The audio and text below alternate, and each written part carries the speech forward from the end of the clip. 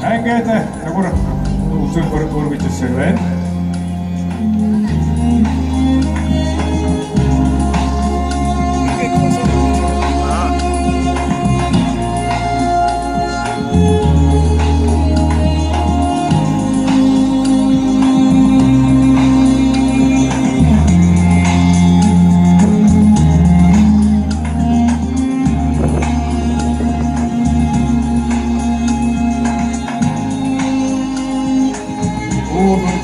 Хэлсэн язгууруудыг эдийн дэвшилтэй болгосон эртний монголчуудын маань язгууруулах, дээд хувцс сурлах, тэр сайхан өнжиг, тэр сайхан ихэвсэг, тэр сайхан бүр хийх загвар өнөө үед бид уламжлагдсан ирсэн их түүх юм аа.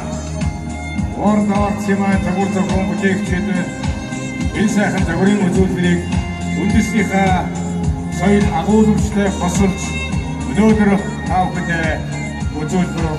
үзүүлж байна.